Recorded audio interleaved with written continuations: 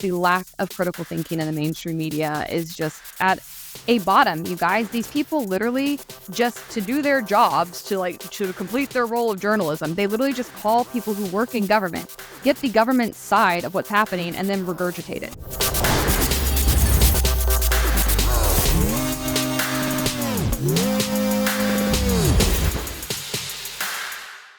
Hey guys, I'm Hannah Cox with Base Politics, and you're watching The Base Politics Show. If you like this episode, don't forget to like, comment, and subscribe. Or if you're listening on audio, head over to Apple iTunes or Spotify. Drop me a review. I would appreciate it so much. All right, guys, this weekend I'm heading to YALCON with Young Americans for Liberty down in Orlando. So if you are planning to be down there, make sure you grab me and say hello. I'm very excited. I didn't get to go to YALCON last year. I can't remember exactly why. I had a scheduling conflict, but it's usually one of my favorite events every year. I love hanging out with this environment. It's just like the most pro-liberty club that there is. It's so many of my favorite people. I'll be down there with Jack Hunter with Base Politics as well. We're doing a bunch of panels, so make sure you come by one of them, and I'd love to meet you and say hello. All right, now let's get into the actual show. You guys, I assume most of you have been watching the Olympics, as I have. It's interesting in watching it. I've had this nostalgia for Paris, and I did not like Paris when I went a few years ago. I actually had very little nice things to say about it, but man, they're so good at marketing the city. It just looks so pretty on TV. So I found myself going back through my old photos and videos. But I came across a news story that reminded me just why I hated Paris so much. I mean, this is one of 10 issues I could talk about with just the culture there that I did not enjoy.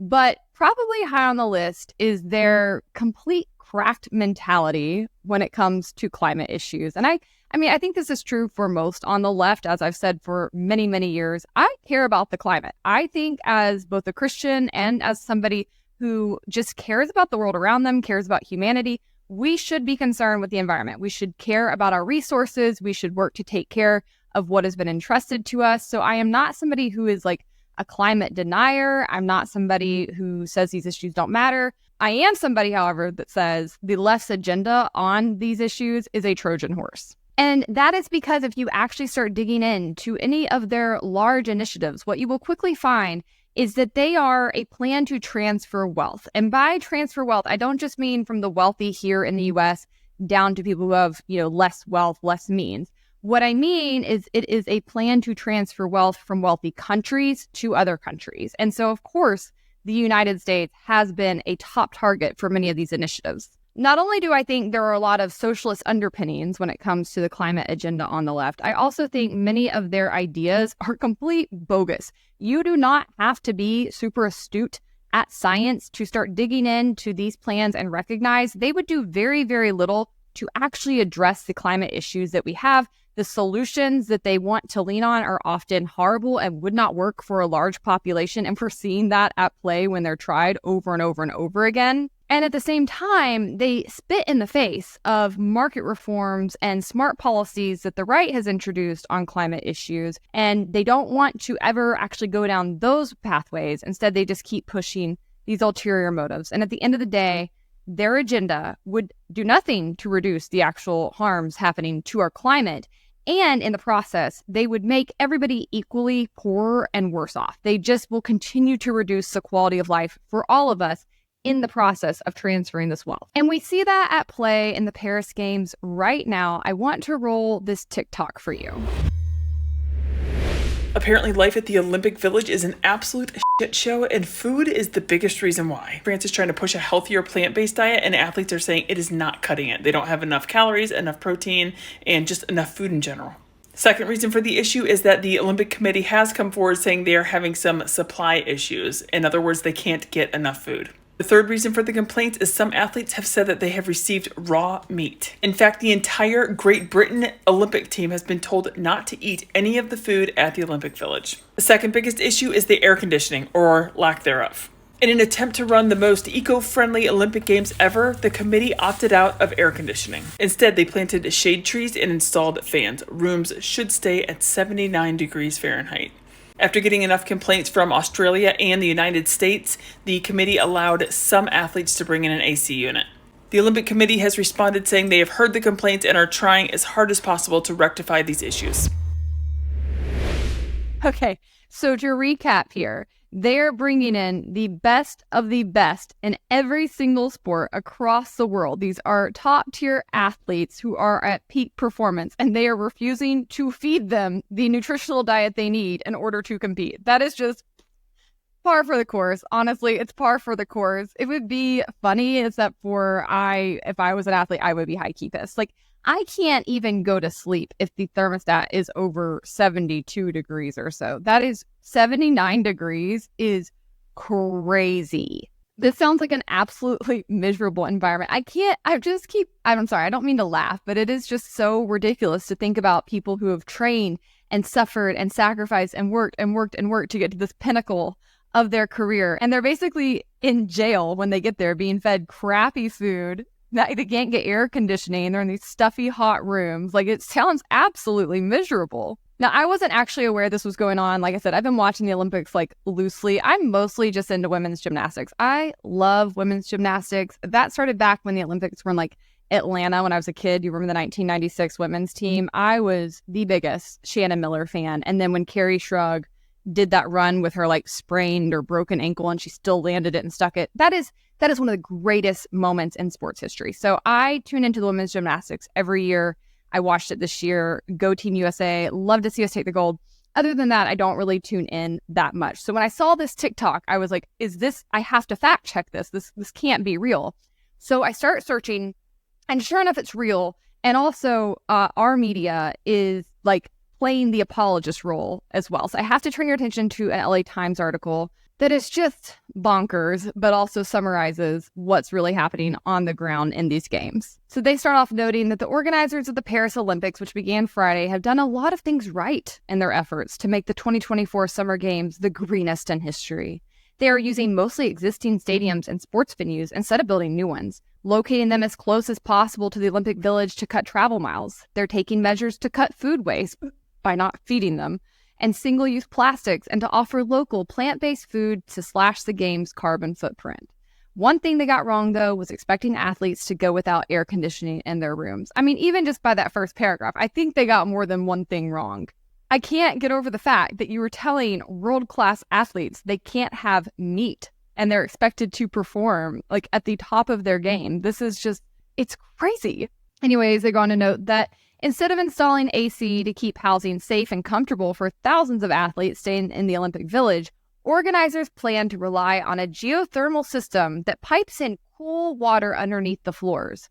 But their assurances that the system was capable of keeping indoor temperatures about 11 degrees cooler than outdoors did not inspire much confidence during a year that's on track to be the hottest on record. The plan prompted concerns from many countries, including the United States, that runners, gymnasts, swimmers, and other athletes in the biggest competition of their lives would not get the rest and recovery they need to perform their best as temperatures reach the upper 80s and 90s.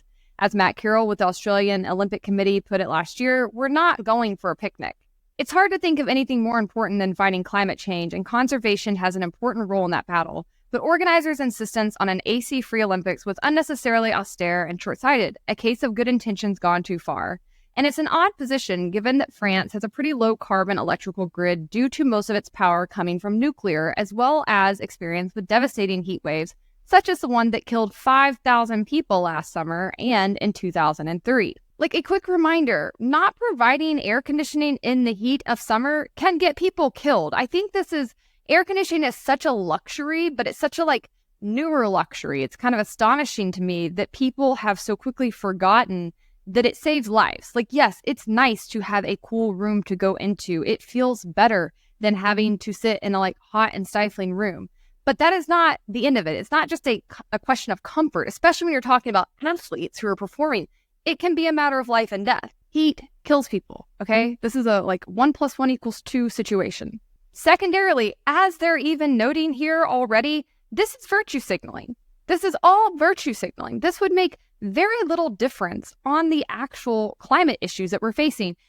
Think about this. You are flying thousands of athletes from across the world into France. The emissions from that, that dwarfs what air conditioning is going to put out for a few buildings. Like, that is crazy town. The LA Times goes on to say in the lead up to the games, French officials were uncompromising in their view that AC would be unnecessary and unacceptable because of the impact of energy consumption on the climate. I have a lot of respect for the comfort of athletes, but I think a lot more about the survival of humanity, said Paris's mayor.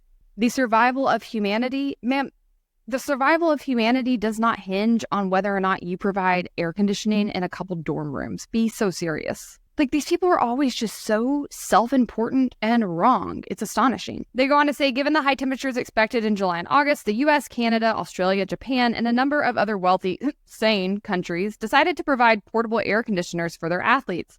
But that raised questions of fairness because poorer countries may not be able to afford air conditioners and their athletes could be at a disadvantage from sleeping in higher temperatures. This has been pointed out to the climate Nazis on the left over and over and over again. Their policies, because they are based in socialism, would succeed in making everybody poorer if they were to be implemented. But what that means is that the people who are already poor would suffer the most. And this is a perfect case in point. The poorer countries that are sending their athletes to compete, they cannot afford to pay to have portable air conditioning units installed in their rooms. So yeah, obviously, those athletes will be at a disadvantage. The LA Times also says lack of AC is not the only environmentally related concern that's been raised about Olympic competitors' comfort and safety.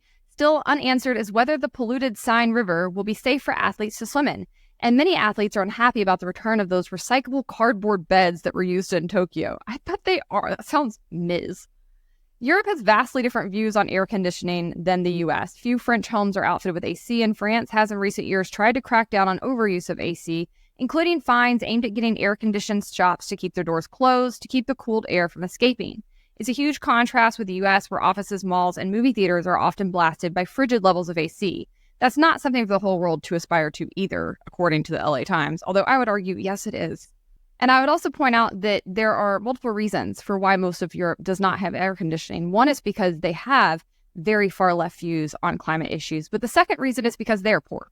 Okay, I need Americans to get this through their head. When we talk about these countries, I know they often are like glamorized in Hollywood, but places like Paris, places like London, places like in Italy that you're looking at, they are beautiful. They have a lot of great attributes, but these nations are much, much poorer than the average American. And that is because they are further down the road leading towards socialism than we are. They pay way more in taxes.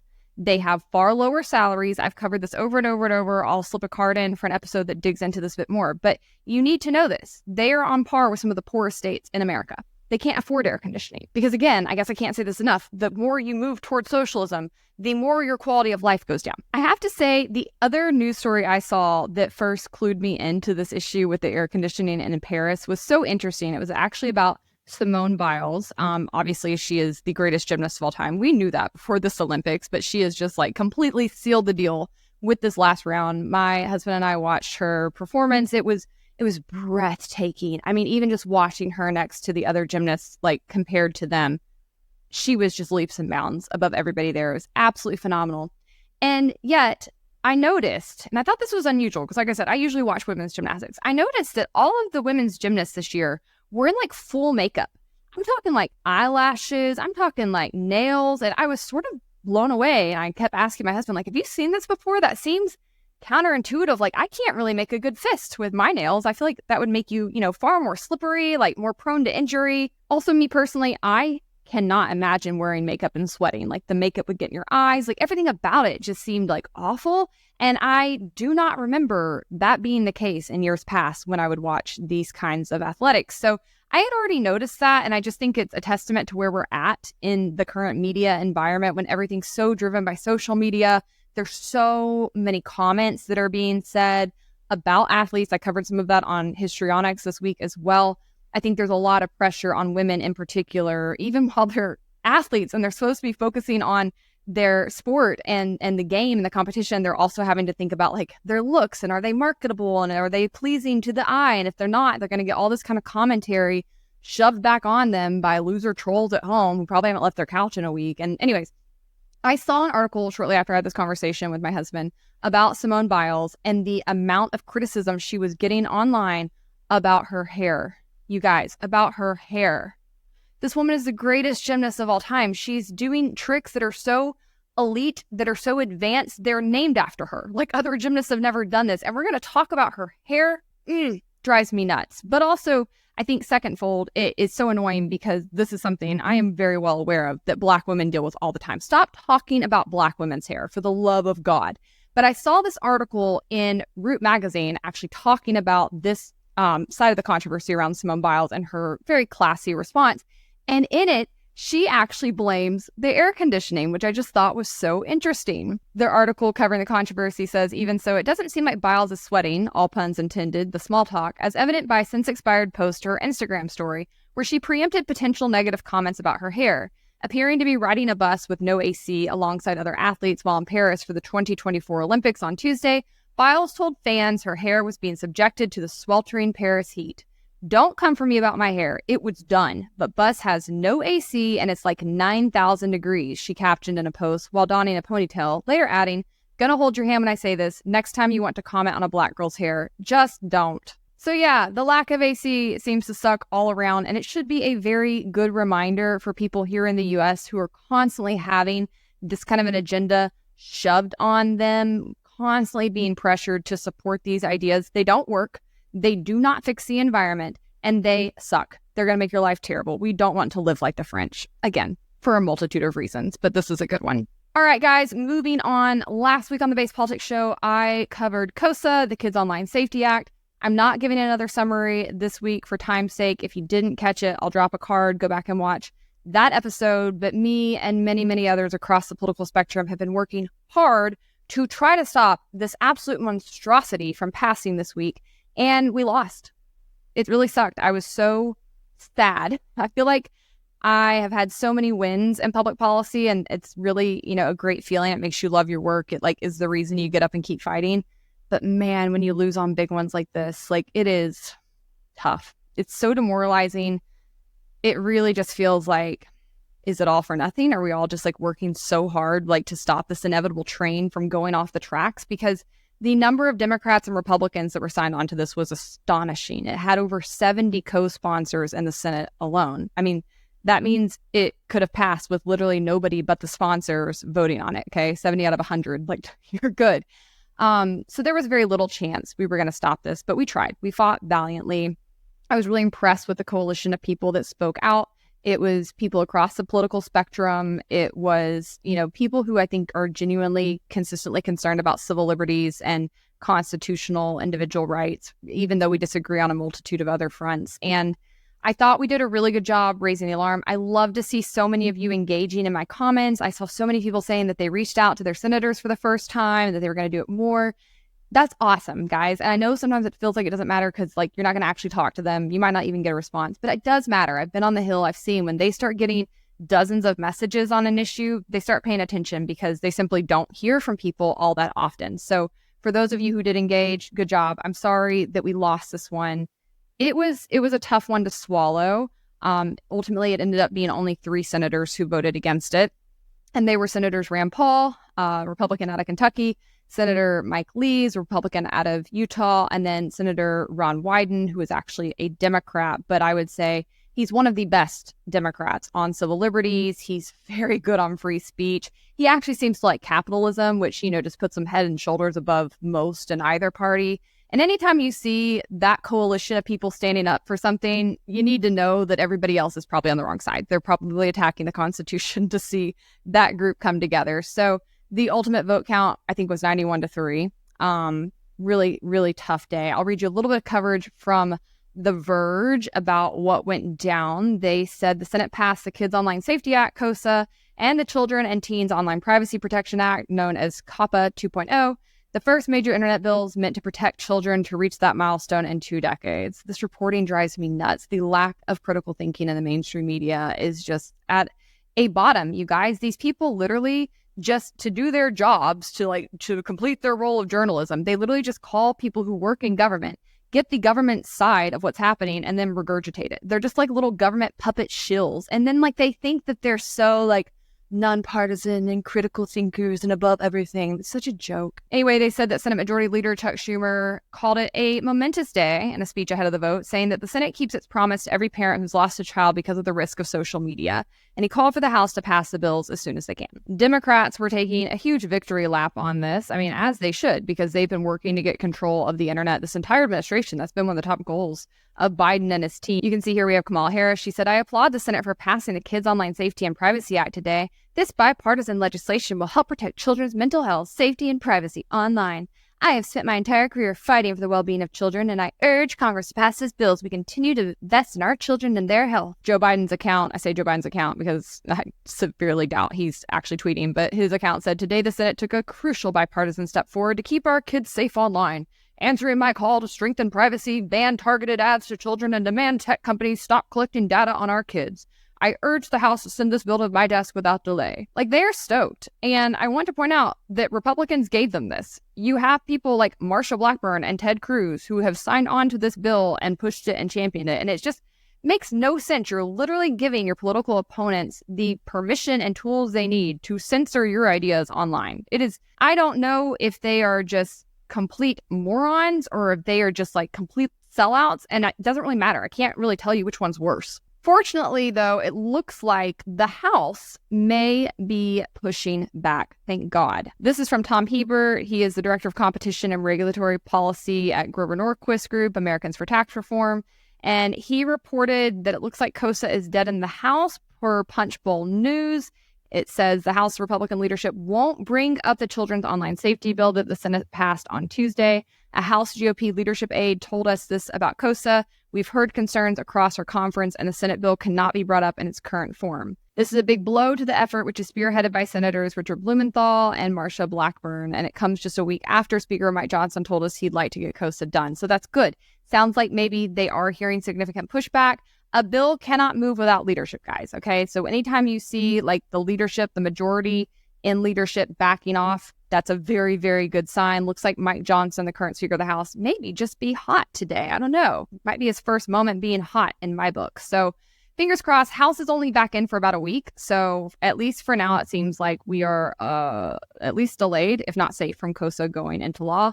But I would not drop this. I would continue to pay attention. Okay, speaking of bad laws, guys, I have to talk about the latest update in our lawsuit against the Biden administration. As you know, Base Politics is a plaintiff suing the Biden administration over their TikTok ban on free speech grounds. We're doing that in conjunction with the Liberty Justice Center. They are our attorneys who are working for us pro bono. They're doing a great job. We have been filing all of our legal paperwork, making our case for the past couple of weeks.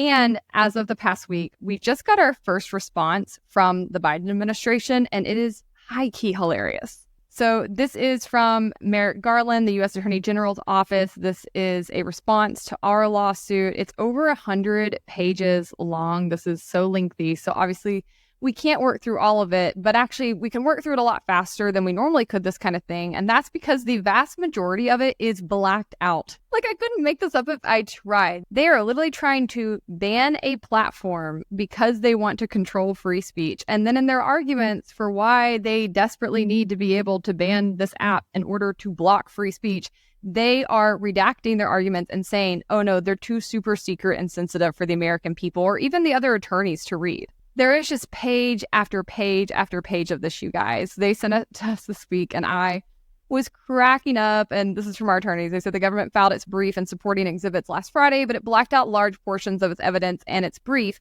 including the entire page pictured here, arguing that only the court should be allowed to see them because their reasons are classified, raising the question of how you even argue against the redaction, let alone against an argument you can't read. Naturally, they will be filing a response opposing this and requesting that they uncensor their briefs. But I mean, we've all been cracking up. And you guys, our attorneys are so funny. They actually already made some merch.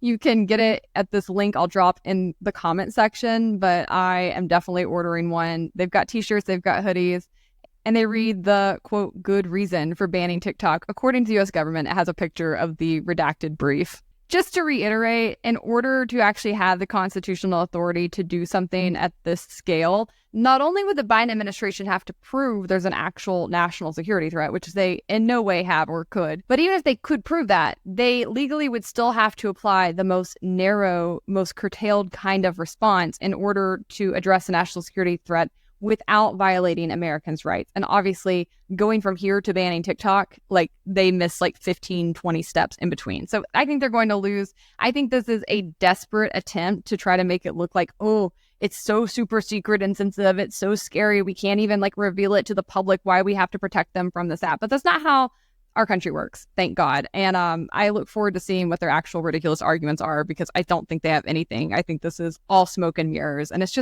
it's par for the course for this administration, man. They are the biggest gaslighters I've ever seen in my life. All right, for our last story today, I have to circle back to America's most infamous doctor, Dr. Anthony Fauci, who apparently has lied to Congress yet again. Like, I don't know how many times he gets to do this before he goes on trial. This is ridiculous. It's a crime. And he has been caught red-handed both times. He's not even a good liar, okay? I'm going to read you some reporting on the latest bust from the New York Post, but this is based on a Freedom of Information Act that the White Coat Waste Project filed. They are a taxpayer watchdog organization that is focused on ending taxpayer-funded animal torture. I've been a fellow for them for several years.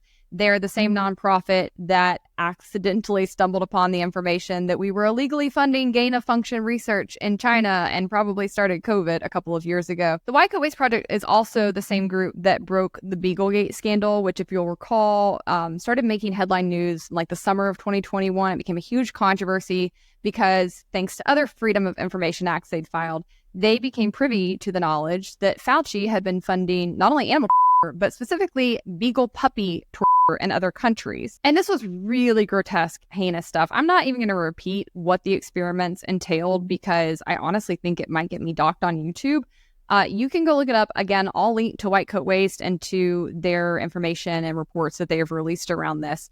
But it became a huge scandal. And in this scandal, the left-wing mainstream media rushed, and I do mean rushed, to run cover for Fauci. Like, I have never seen them fall in lockstep so fast. They tried their best to demean anybody who was reporting on this. They tried to make it sound like it was tabloid news. It was made up, that there was no proof of it. It was insane how hard they went in the paint for this little old man. But at the end of the day, he very much did do it. And he has had to eventually at least admit in part to funding these experiments and others. But even while he has had to admit to some level of participation in these disgusting and gross experiments, he has also continued to try to downplay them, to make them sound like they weren't that bad, and to try to continue to like distance himself from them. And that happened again over the summer when he had to finally testify before Congress under oath. And he was asked about this by a number of members of Congress, and he continued to try to like dance around this issue. And during the course of this is when it seems he again lied under oath to Congress. I'll turn to the New York Post now. They say a watchdog group is accusing Dr. Anthony Fauci of having lied to Congress last month when he claimed he never used private email to conduct official business, pointing to newly obtained records on the Beaglegate scandal, though his attorney has denied all wrongdoing.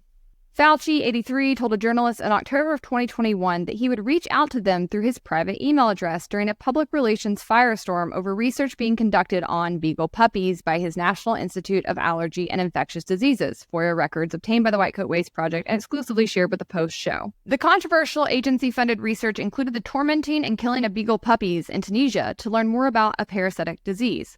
The NIAID initially denied involvement, but Fauci confirmed this year that his agency indeed approved the grants for the experiment. Quote, "I will send you an email via my Gmail account," Fauci said in an email dated October 29th of 2021 to a Washington Post reporter who had expressed sympathy about the spate of, quote, crazy articles that were surfacing about the NIAID head. These people are such simps, it's pathetic. Earlier emails in the thread show Fauci had shared an article from the left-leaning fact-check website Snopes about his oversight of HIV clinical drug trials on foster children during the 1980s in an apparent attempt to cast doubt on his connection to the Beagle experiments.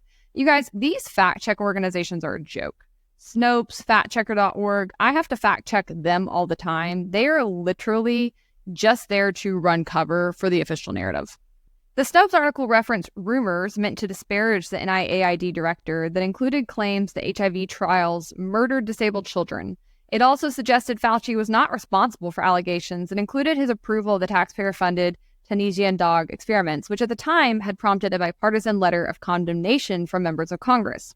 As per our discussion, more of the same, Fauci wrote to the Washington Post journalist, apparently dismissing questions about the experiments as ludicrous, though he later confirmed to a House subcommittee on June 3rd that he signed off on the grants that funded them. White Coat Waste Project in 2022 also released internal NIAID documents that included the full grant proposal. The email exchange raises serious questions about Fauci potentially conducting government business from a private account in direct violation of federal record-keeping laws and his own testimony to Congress earlier this year. David Chertler, an attorney for Fauci, told the Post that the former NIAID head stands by his June 3rd testimony before Congress. Quote, "The email to which you refer involved a personal matter and not a matter related to a government business," said Chertler, who is also representing convicted Senator Bob Menendez's wife, Nadine Menendez, in a sweeping federal corruption case. Great company. For that reason, Dr. Fauci used his personal email account to communicate about the matter, he added. Sure, Jan. But White Coat Waste Project founder and president Anthony Bellotti told the Post that the email was proof that Fauci broke federal law. "We followed the money and exposed how Fauci lied under oath about not funding gain of function at the Wuhan Animal Lab, that he lied about not bankrolling Beagle Torture in Tunisia, and now that he broke federal law by using his personal email to evade FOIA requests about Beaglegate and secretly communicate with a Washington Post reporter who then published NIH disinformation to protect him and discredit us," Bellotti told the Post. And yes, they did, guys. For the record, the Washington Post has had to eat crow. They issued this huge mea culpa earlier this year, basically saying, like, we got duped by the government. They played us. And, like, we ran a whole lot of fake information a few years ago trying to cover for Fauci that apparently wasn't true. And it's like, it was always easy to know it wasn't true. This isn't like an accidental thing. You got played because your government shills. And you're only copying to it now because the evidence is so overwhelming. It has completely discredited your paper and it's going bankrupt. Okay, that's what's happening. And not only did they run cover and just print whatever Fauci and his little cronies told them with zero actual investigative journalism, they also tried to malign people who were doing the real work on the ground, like the White Coat Waste Project, and many of you who were pushing back on this nonsense and pointing to the obvious evidence that showed Fauci's involvement in these stories. Anthony Bellotti went on to say Fauci's the poster child for government corruption and Congress needs to hold him accountable for his abuses, which carry criminal penalties, including fines and jail time, he added. I think the majority of American people would agree at this point. The fact that no charges have been filed against this man is criminal in and of itself. Representatives for the NIAID did not respond to a request for comment, nor did those for the Washington Post reporter. In a fact check last month on the Beagle experiment, the Washington Post showed that the NIH project in Tunisia was scrubbed from a grant database weeks after members of the press began inquiring about it in 2021 as a result of the White Coat Waste Project unearthing the experiments. Fauci asked NIAID staff for details of the grant that year in late October. One of the agency's employees later pressured the journal that published the study to remove its affiliation, according to internal NIAID documents obtained by White Coat Waste and reported on by the Washington Post. Representatives for the NIAID later said it funded a separate but similar study involving sandflies. In his recent memoir, which I want to know who bought that memoir. These are people that, I don't know. I'd like a running list of who actually cares what Fauci has to say at this point, because that is discrediting. But anyways, in the memoir, Fauci decried reports on the experiments which had hungry sandflies feast on the beagle puppies that were later euthanized as lies and lunacy from the far right. But before the book's publication, he told Congress he signed off on them because they were approved by a peer review. That admission came in his June 3rd testimony before the House Select Subcommittee on the Coronavirus Pandemic, which had previously obtained a trove of explosive emails showing one of the top advisors used a private email account to evade FOIA requests and bragged about deleting other smoking guns. The exchanges included emails between the ex-senior advisor David Morens and Echo Health Alliance president Dr. Peter Daszak, whose organization received more than $500,000 in NIH funding to help conduct gain-of-function experiments at the Wuhan Institute of Virology starting in 2014, when it was illegal. There is no worry about FOIAs. I can either send stuff to Tony on his private Gmail or hand it to him at work or at his house, Morens wrote in one April of 2021 email to Daszak implicating Fauci in what he called a secret back channel. Fauci denied knowledge of his erstwhile companion's actions, telling House COVID subcommittee panels, I don't have any idea what he's talking about. There is no back channel at NIAID. Did you communicate with anyone relating to anything regarding NIH or with Dr. Morens on a private email? Rep. Nicole Malatakis of New York also asked him in the hearing. I do not do government business on my private email, Fauci replied. Malatakis told the Post on Monday that the email was further proof of gross misconduct by Fauci and his advisors at the NIAID and the NIH. This unethical behavior undermines public trust and raises serious concerns about the integrity of our public health institutions, she said. When there's smoke, there's fire, and Congress should immediately act to hold him accountable for lying under oath and get the full picture for the American people. COVID Subcommittee Chairman Brad Winstrup from Ohio recommended Daszak for prosecution based on his misleading testimony to the panel, while EcoHealth Alliance has been suspended from receiving further grants and the Wuhan Institute of Virology has been debarred from U.S. funding for the next 10 years. And it's still not enough. It's still not enough. The Manhattan-based nonprofit has denied that it helped fund gain-of-function experiments at the Wuhan lab or failed to comply with the terms of its NIH grant. Morens, who served as Fauci's top advisor at NIAID from 1998 to 2022, is currently on leave and is the subject of an internal NIH investigation for his FOIA evasions and alleged deletion of federal records. Winstrup said he was potentially open to criminal prosecution as well. The House COVID subcommittee later demanded that Fauci's attorneys also hand over any personal email and cell phone records that pertain to COVID origins after Morens' conduct came to light, but his attorneys informed the panel that they had no documents responsive to the request. A former federal investigator told the Post that the White Coat Waste FOIA production justifies inquiries into Dr. Fauci's potential use of personal emails to conduct NIH official business. Winstrup has indicated before that his committee is not afraid to use its subpoena power. This is beyond corrupt. It is so on its face. There is so much overwhelming evidence. Again, it's time for Congress to act, okay? These people should do jail time. They broke the law.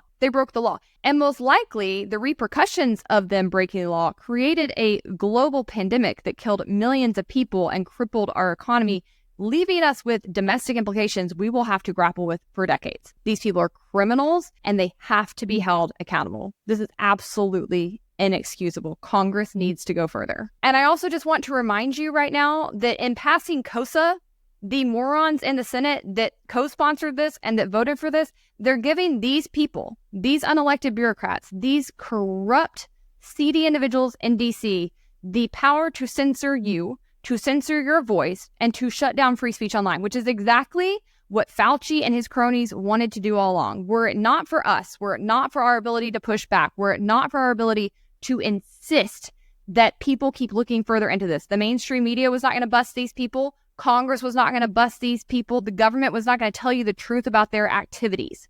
It is only because of little nonprofits doing the hard work like the White Coat Waste Project, independent journalists, and you and the internet, and our ability to push back and demand the people in power actually do their jobs and investigate these things and get to the bottom of it, that we know any of this. And yet there still isn't accountability, okay? And instead of paying attention to that and putting stricter things in place to ensure that we can actually hold these crooks accountable in our government, your senators went the opposite direction this week and empowered them to shut you up the next time this happens. So yeah, if your name is on the KOSA legislation, I've got you on my shit list, like pretty much permanently moving forward. All right, guys, that's a wrap for this week. Leave me a comment. Let me know your thoughts. Don't forget to like and subscribe. And until next week, stay based.